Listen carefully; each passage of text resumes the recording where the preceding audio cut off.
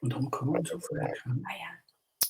well, welcome back to our last theme, top tips for spring crops.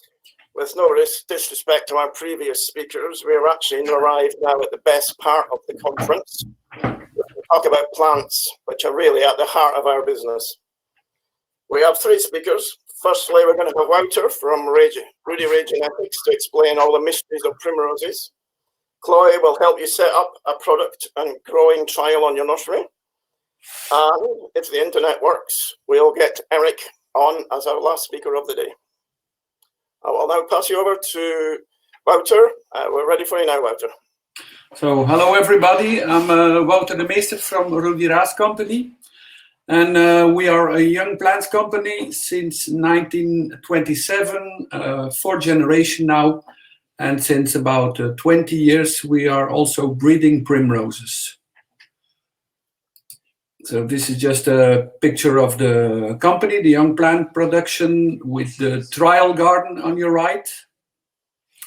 And on the flag on the left, you can see our slogan that what we try to do is same, but different. On your right.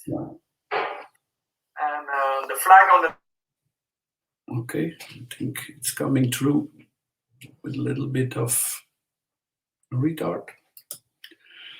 So almost every year we do primrose trials where we compare our varieties, our breeding with the varieties of our competitors. And that helps us to advance, to see where we don't have the good varieties and where we have to improve. We are also visited by our customers, by seed buying customers, by the bigger growers, who gives us a lot of feedback. Last year, for the first time, we did a primrose festival, a Primula festival, where we invited the business. The year before, every 2 years, we do it in England, with at Robin's Place and another nursery. But last year we did it just before a corona outbreak at the Raes company.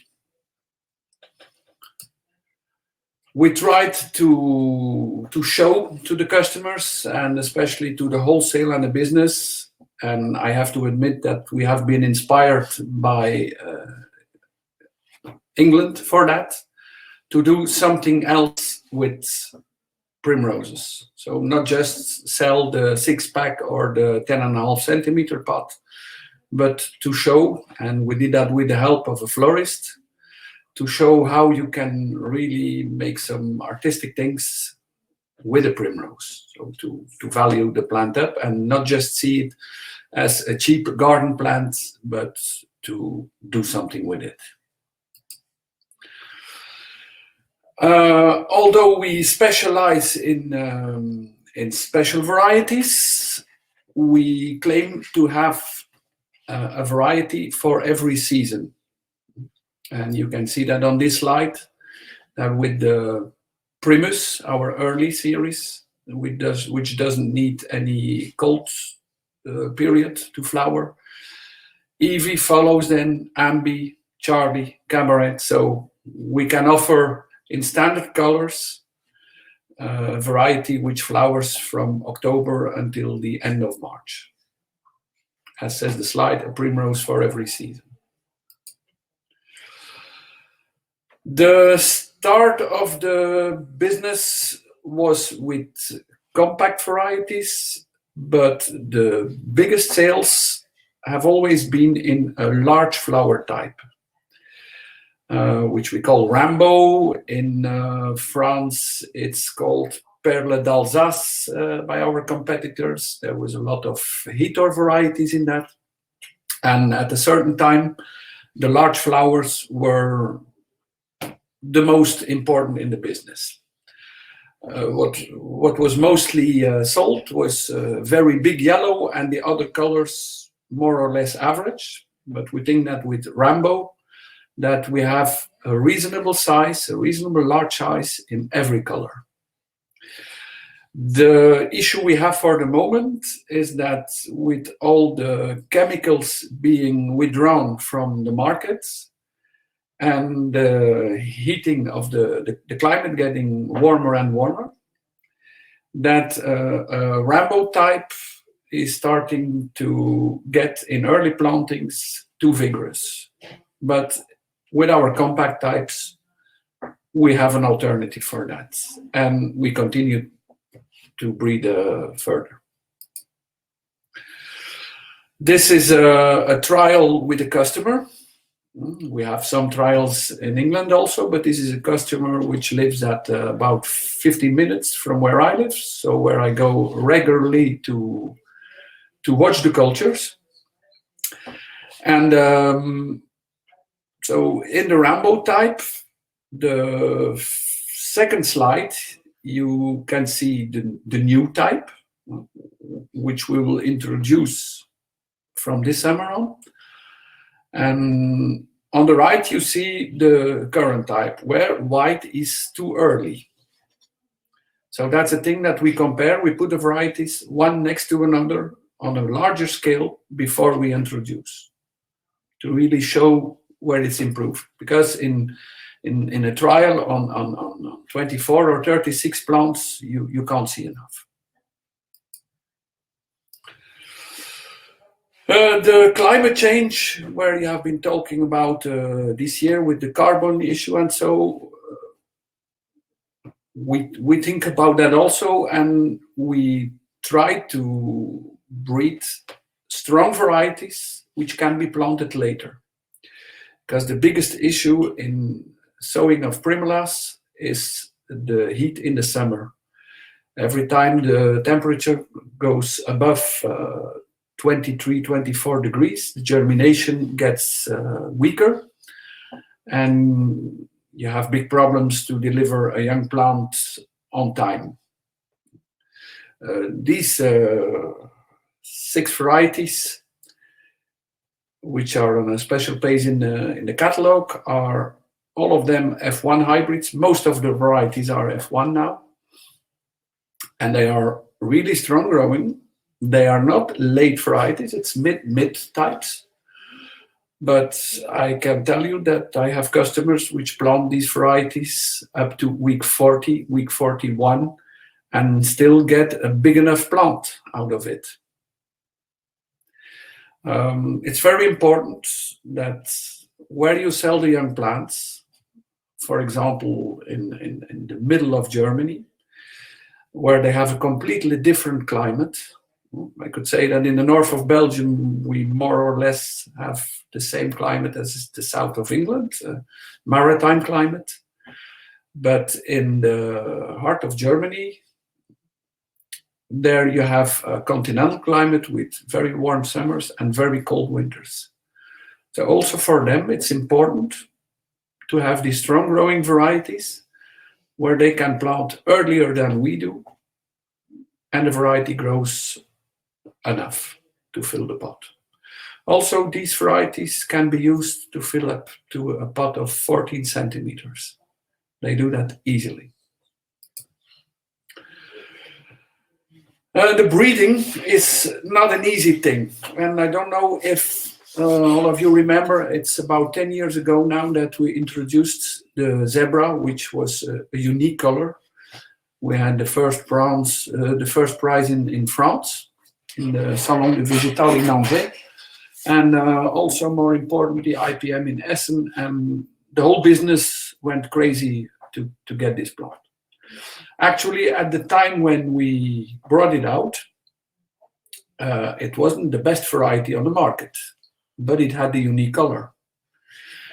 We haven't stopped to continue the improvement of the plant, and now we have a more stable color, a better plant, which supports a little bit more the cold, because zebra didn't support the cold. And this is just to tell you that breeding of seed raised is not the easiest thing, because if it's all F1 hybrid, you need to have strong parents. And you need to keep the parents separately, the father and the mother, really very healthy. You can't do that with tissue culture because that leads to an end. So you really have to make it through seed. And that's why for such a premium product, the higher price is justified. The same thing for Rubens, which is my favorite variety. It was introduced by the wife of our breeder. He married to a Polish lady, and she's a breeder now too. And she worked really strong on the Rubens. Because what we have, I don't know in England, but here on the continent, is that the business is not ready to pay more for something special. A little bit more, okay, but more, which is needed, it's not okay for them. We are still struggling now with this, with the Rubens, and you know, it is the best, in my eyes, the best seed-raised double variety.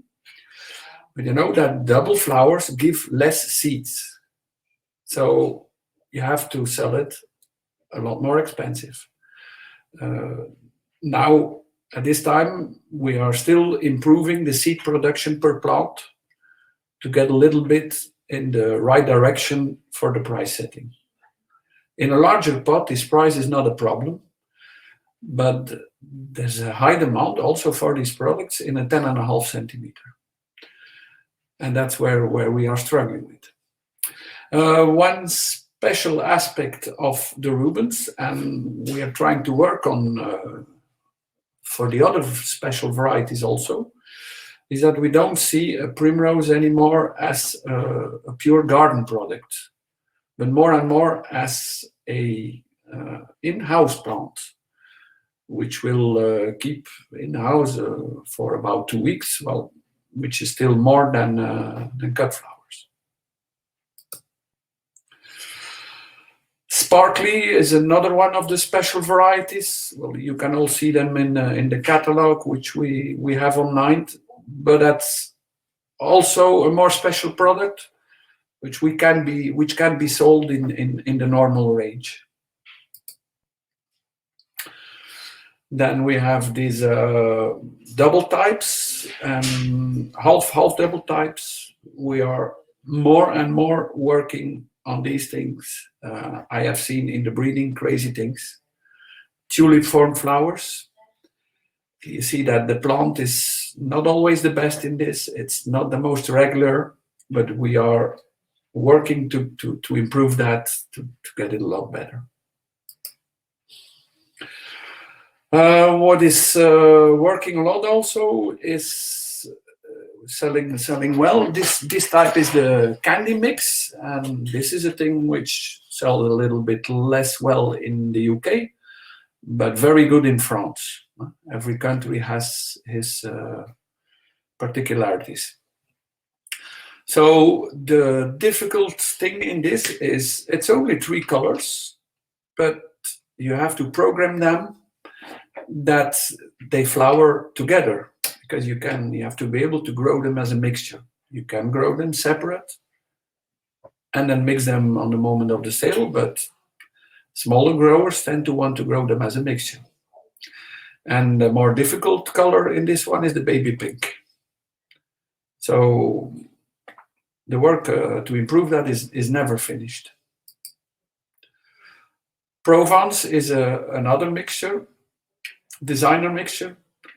Also still working on that to improve. The peach color in that is a little bit smaller than the other colors, a little bit less vigorous, but you have to be able to grow them as a mixture. We grow the parents, the seed of each color separately, but they have to work together in a designer mix. Then, I told you same, but different. Well, this is very different.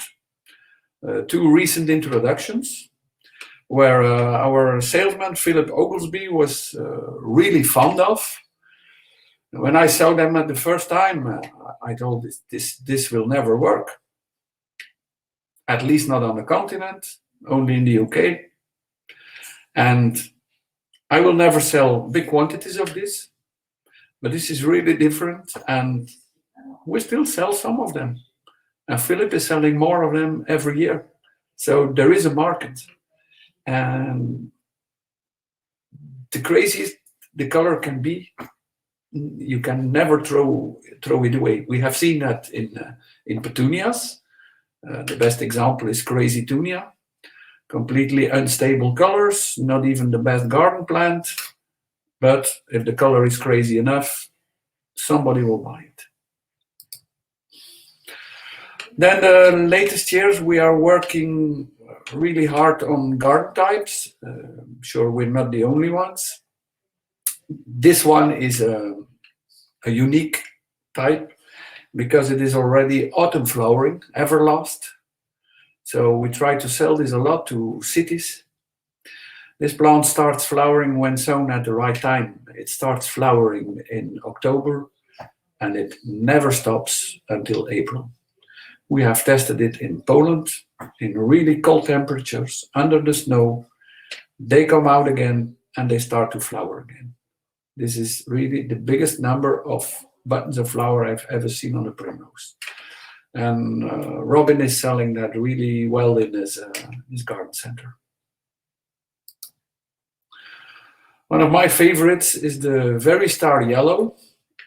And this, we call that a multi-stem. We started with a Very Star with just a crossing of the wild primrose, the Primula vulgaris, and the other wild primrose. And the selection was really quite simple. You plant outside on the field, and you continue to breed with the plants that survived. And you do that again and again and again. So after several years, you can say that the ones who still remain, that they are hardy. So I can tell you they are hardy. They are flowering a big time of the year. They even start in autumn again. I have plants in my garden. Sometimes they make flowers halfway summer. They don't really need a lot to set buds. Interesting for the grower in this is that, in contrary to traditional stemmed primroses, those types are multi-stemmed and they make a lot of flowers. So if it's bad weather and the trade is not working when you have your first flower on it, you can just clean that away and sell it with the second or the third or the fourth stem. The less work you have to do on it, the better it is. I like to compare these plants with Narcissus tête-à-tête, where millions are sold, and which gives a little bit the same effect, a small yellow flower on a stem. And I can't understand that a plant like Fairy Star hasn't been spread more on the market, just because people don't know it enough. Because this is, for the end consumer, a far better plant. The first one was a pale yellow. This is a darker yellow. We have now one that we call Marmalade, quite late flowering, but a lot of stems, really hardy. And this is the latest introduction this year in the catalog. It's orange yellow with even shorter stems than the Very Star. That's why we call it Colibri. And we really hope to make a breakthrough with this. This really thing of being multi-stemmed and giving a lot of flower, consumer plant. I can't stop repeating this. This is a picture I took in visiting a very big grower in France, and this guy makes about 600,000 primulas. And there is only one mixture. So this was the past in the UK. This was the past in our country. This is the present in France. And I hope it's not the future there, because for me, this is really not modern. It's a domination of yellow. It's all the same period. They grow it in a standard pot. They are sold in a 6-pack, in a 10-pack for the cheapest price. So you cannot make more out of this. Wouter, can I just interrupt you to say we need to round up a little bit now, if you can? Yeah, okay. I'm almost at the end. I would just like to say one more thing about fertilizers. This is the variety Chameleon.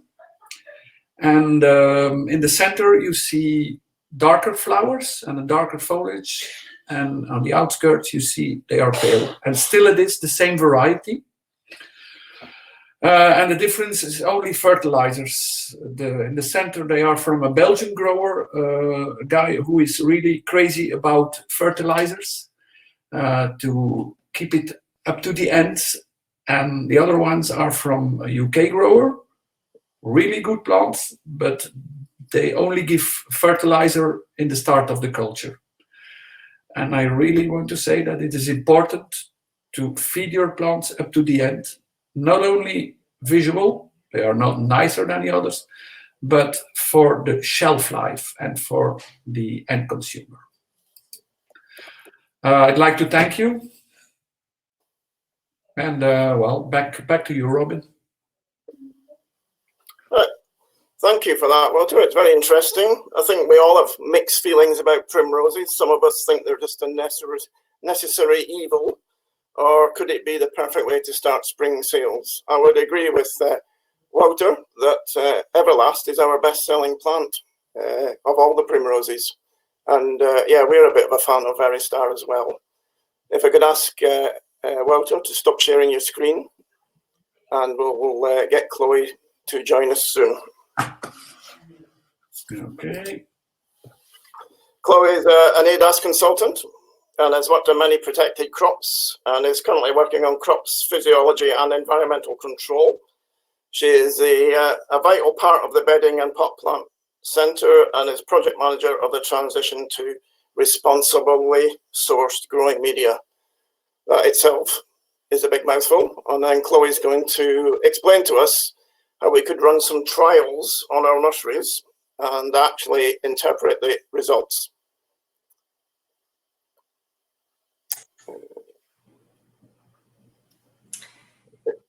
Thank you, Robin.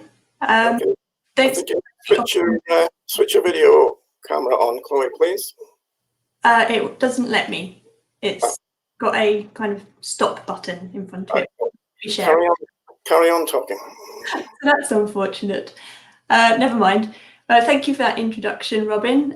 Yes, as Robin said, my name's Chloe Whiteside. I work for ADAS. I've been with the company for about 10 years, and about 80 to 85% of my work is managing projects and delivering trials.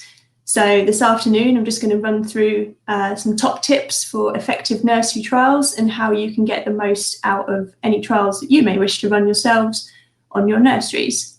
So as a brief overview, what am I going to be talking about this afternoon? Firstly, what is it that you're trying to achieve? What are your aims and how do you stick to that? Preparation is key, so making sure that you're well organised in advance of starting your trial. Then looking at managing your trial organisation, possibly assessments, equipment and analysis that you may need to do, and then ending the trial and a little summary at the end to sum it all up. So starting off with, what are you trying to achieve? Now, it's really important to identify your aim, be clear on the purpose of your trial, and really stick to that throughout. So try not to get sidelined by any other little things that might creep in, or other little things that you think, oh, that could be interesting to look at, because that starts to distract from what the primary aim was of you doing the trial in the first place. And if you kind of go off down lots of different avenues, then actually at the end, you might not really have much that you can really use, and the trial might not be of as much benefit to you. So really try and identify your aim and stick to it. And also keep the trial as simple as possible. So try to avoid lots of treatments or sequential treatments. So if you're possibly looking at a couple of new fungicide products, for example, where you want to just test the crop safety on some sensitive species, then try not to look at too many at once, or try not to make it too complicated by looking at different programs and things like that, because then that's going to start requiring a more robust trial design, and it's going to make interpretation difficult. So you really just want to keep it as simple as possible and something that's manageable, but is still going to be of benefit to you. So in terms of preparing for your trial, then kind of know your topic and do some background research if you can. So is there any literature out there that could be helpful to you? Maybe something has been done in the past, or maybe there's been some recent research that's available. So the AHDB Horticulture website is a good place to start. You can access research projects, fact sheets, various guides, all sorts of things, which might be a good starting point and just kind of point you in the right direction as to what it is that you want to do. Also, talk with other growers. So in this sector of horticulture, we're all very open.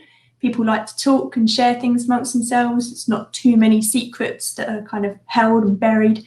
So discuss what you want to do with other growers, and maybe they've done something similar that they may be able to help you with, or they might just be experienced in running some trials themselves and they can assist you and help you and give you some advice. And also plan. So draw up a plan of what you want to do and when, and try to stick to it as closely as possible, because things do get busy, as we all know. And if you've got that plan in place to begin with, then it's going to be a lot easier to manage going forwards than if you haven't got one there at the start.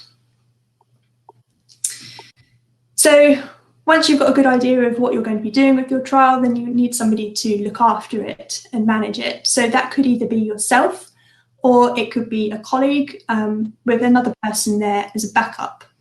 So this gives a sense of ownership to the trial, but it also makes it easier to manage if you've just got those one or two people really focused in on what the trial involves and what needs to happen when, rather than just trying to bring in different people at different times depending on who's available. So make sure that those people that are assigned to look after it understand what the point of the trial is and what it is that you're trying to achieve, because then everyone's going to be going in with the same viewpoint as to what they need to do and what they need to achieve. And it's really important to keep a diary throughout from start to finish, because when you want to look back at this in 6 months or a year's time, you're not going to remember everything. But if it's there in a diary of what happened when, and things that you saw, results that you saw, that's going to be really useful, particularly if you want to do something similar in the following year and can't quite remember how things were done. So referring back to the diary is a really useful thing to do. But it also means there's something there that if your trial manager, your responsible person, goes to leave or is off sick or is away for any reason, then somebody else can take over managing from them and actually have a good idea of what's been done and what needs to be done. And that diary is really going to help them to understand that. So in terms of trial organisation, think about how big can your trial be. So making sure that you have enough space to start with, and making sure that your plants are clearly marked. Now, obviously, there's going to be certain times of the year when you probably wouldn't even think about wanting to do a trial because it's far too busy, far too hectic, space is at a premium, and even just trying to fit a trial in is probably going to be very difficult. But if there are times later on in the season when you are wanting to be looking at different things and maybe trialing stuff, then just make sure that you do have a good amount of space set aside to do that. And obviously making sure that the plants are marked so that other members of the staff are well aware that these are trial plants. They're not to be taken off and dispatched for orders or anything like that. You don't want to be losing plants from your trial. And you want to make sure that you've got an adequate number of pots or trays, whatever it is that you're using, enough of those per treatment. So you want it to be manageable, but you also need to be able to make sure that if you start to see any differences in your plants, that you can attribute that to a treatment effect and not just purely another reason, a physiological reason, or maybe, those plants didn't get enough water or something like that. You want to be certain that what you're seeing is a cause of the treatment rather than anything else. So again, particularly important if it is that you're looking at a new fungicide or something, for example, where you just want to test the crop safety on some sensitive species, then you want to be certain if you're seeing something that could possibly be crop damage, then you want to be able to attribute that to the treatment and not just something else. And you also want to think about where you're going to locate the trial. So try to avoid any known problem areas that you know that you have. So often in glasshouses, you can end up with little hot spots or cold spots. Maybe there's a bit of an area where the floor is slightly uneven, and that could lead to uneven watering and drainage of water through the pots. So make sure that it's in an area that is just as representative as how you would grow your commercial crop. So avoid locating it right in the corner, for example, or right next to the door, like something that could possibly influence what happens with your trial. So if you can, have it in a good area where it's surrounded by the commercial crop, still easy to access for things that you want to do, assessments and what have you, but have it so that it's in a good representative area, and it's not under a leaking vent or anything like that that could impact on the trial. So you want to use healthy and uniform plants. Really important that you're starting off with plants that are even across your trial, because then if you do start to see things later on, then again, that's kind of harking back to this is more of a treatment effect rather than those plants weren't as good to start with as these ones. So make sure that your plants are healthy and uniform, and try and use a range of species of varieties if you can, or it depends to an extent what it is that you're doing. But like I say, if you're testing a product that you're going to use on a wide range of your plants, then obviously it makes sense to have as many of those in the trial as you can, bearing in mind keeping it manageable and keeping the size something that's manageable for you as well. And this is something that's probably quite often forgotten about, but it's important to remember to include a control plot. So this is something that you don't treat, a group of plants that you don't treat, and then that gives you something to compare against. So it could be completely untreated, so you just would water it and that's it, you don't apply a fungicide or whatever it is that you're testing. Or if you're something like looking at different nutritional regimes, for example, then your control could be, this is what we do as standard on the nursery, so that's the control, that's what I want to compare against. And then you have your other treatments alongside that. Now, replication of treatments is something that we do in ADAS and within research institutes, because you need to do replicated trials in order to generate robust data, generate statistics, and it's something that we need within the research side of things. If you're just doing a look-see observational trial, then replication is generally not going to be needed.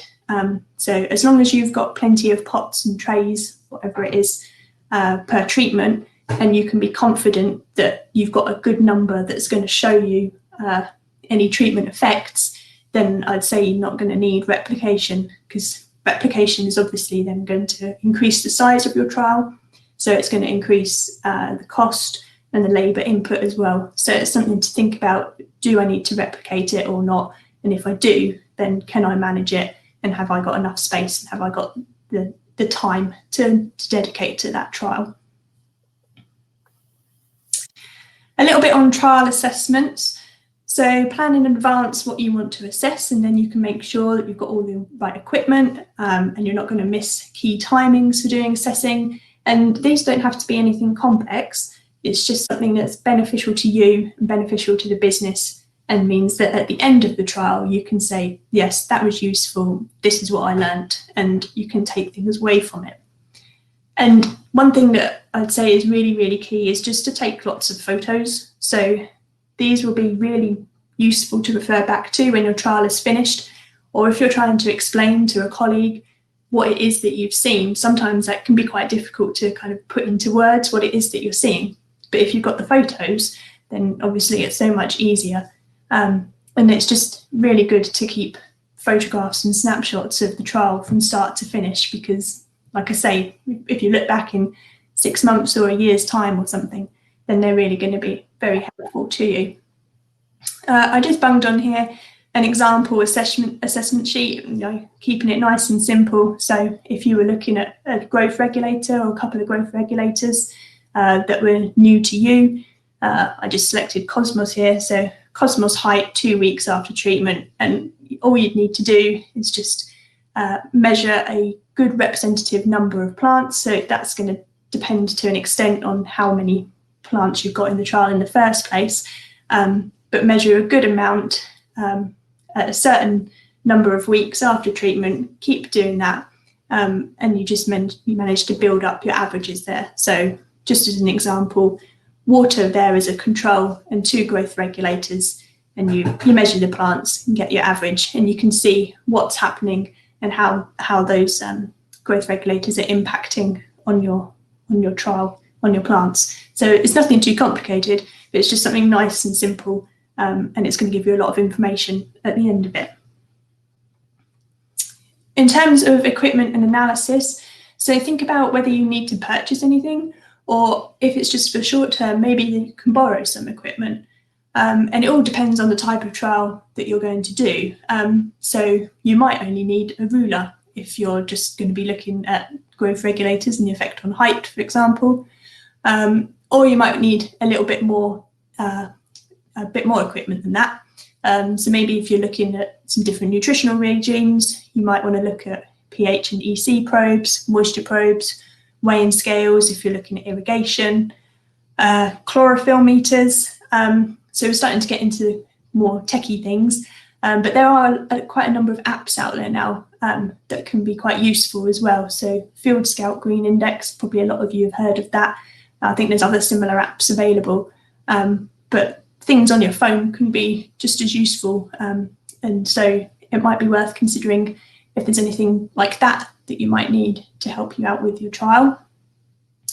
Record your inputs and your environmental data, because they might be important later on when you have possibly seen something in your trial that is a bit unusual, and you can refer back to what the weather was like at that time, so temperature and humidity, which you're going to have anyway monitored on your glasshouse computer, but other things like irrigation requirements. So did you have to water plants more often than others, depending on what it is you're looking at? Weather conditions when applying treatments. So just to build up as much information as possible and get a good picture of what the weather and stuff was like when you were doing your trial. And again, depending on what you're doing, you might need to look at whether you need growing media analysis, leaf tissue analysis, water analysis. So very important if you're looking at nutrition trials, then you're going to be wanting to send things off for analysis, and do that on a relatively regular basis, just to keep a track of what it is that's going on with your crop, if that's something that you're looking at. So then coming on to ending the trial. So once you've collected all the information you need, then you can end the trial. And it might be tempting to keep it running for longer and just think, oh, I'll just let the plants carry on and see what happens. And that's fine. Or think, well, I've got everything that I need to. And if we don't necessarily have too much time or too much space, maybe you need the space back, then it's just a good idea to just call it quits and end it once you've got everything that you need. And then write a summary of the trial detailing your findings. So this doesn't have to be long, maybe 1 or 2 pages. Depends on what you've done and how long it went on for. But that's going to be really helpful for you in the future, not just for you, but for other members of staff or new members of staff to look back on, because it might be something that comes around again, or something that you think about again in the future. And if you've got that summary, then that's going to really help you. Try and keep both electronic and hard copies of all the information, so at least then it's easy to find. It's stored somewhere that other members of staff can access, and share your findings with your colleagues and discuss what you've found, because that could potentially trigger other thoughts into other things you could look at, or people might interpret things in different ways. So it's really good to discuss what you've done and discuss it with your colleagues and kind of talk about how that could help you with your business, or how it could lead to you doing some more trials work potentially.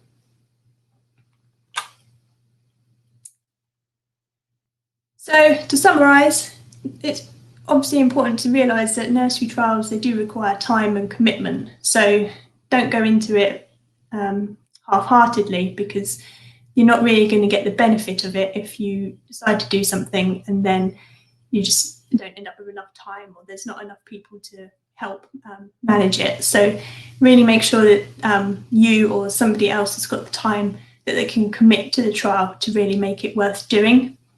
Try to keep them as simple as possible and plan carefully, because then that's going to set you up for running a much smoother trial. Ensure that the designated staff member has the time to give to the trial, and if they are going to be away for any reason, that there's somebody else that can step in and take over from them and knows what's been going on. Make sure that you're clear in what you want to achieve, and really try and stick to that. So try not to be led down all different paths and avenues, and just try and focus on what your aim is and what you're trying to achieve. Remember to include a control plot, so something that you can compare against, whether that be your nursery standard or something that's just completely untreated. And remember to choose an appropriate location on the nursery, so avoiding too close to the door, avoiding the corners, avoiding the area where there's maybe drips or a slightly uneven floor. So a good area which is representative of the majority of the nursery. Use healthy plant material, because then that's going to have, if you don't have a healthy plant material, that's going to affect your results later on, and it's going to make things slightly more complicated to interpret. So make sure that you've got healthy plant material to start with. Keep written records, take lots of photographs, and write a summary at the end so you have something to refer back to. And ask for help if you need it. So whether that be people within your company or other growers that you know, or maybe other consultants that you know, that you just want a little bit of advice on how you can really get the best out of your trial, or you're doing something different and you're not quite sure what to do. Just remember to ask for help, because there will be somebody that can help you. And that brings me to the end. So I don't know if we have time for questions now, Robin, or we just leave those till later. No, I think we're going to take questions in the sessions. Just to remind everybody that we're going to have some sessions at the end of Eric's talk as well, where you can join the top tips session and you can ask questions in person. If you've got any embarrassing plants you want to show, that's the place to do it. I'd like to thank Chloe for her presentation. I think we can all be a little bit more scientific and quantify our results better. Normally we just say it looks a bit better than it did before, or a little bit worse, but this should be a better way. If I could get you to close your presentation, Chloe, and get Eric to load his up, please. So our speaker now is Eric. Eric has been held up at the border. Apparently his peach application wasn't filled in correctly, and we're just waiting for his presentation to make its way across. Can you hear me now? We can hear you now, Eric. That's great. Oh, good. But I cannot see myself. All right. If you click present, I'll tell you when we're ready. Okay. So Eric, if you come at last year's conference, is a mine of information on cyclamen and plants in general. It was full of practical information, and I'm sure his talk now on spring crops will just be as good. Right, we are ready to go, Eric. I can see your presentation up, and you've got on your first slide. Good. Well, sorry for all the trouble I got you in. I got myself in a bit of trouble. I don't know what went wrong, but I had clear vision and I could hear you loud and clear, but obviously you couldn't hear me. Well, anyway, thanks, Robin, for the introduction. Thanks, Chris and Simon, for the invitation. And yeah, I'm happy to be back this year again. Apologies that I'm not a native English speaker, but with Wouter earlier on and Gerben, I think we have a really international convention here, which is a good thing. Let me see. Slides don't work now. Robin. Right. Bear with me, Eric, and I'll load mine for you. And then if you can see the screen, I will tell you when to click. I'm not seeing any screen. Just a sec.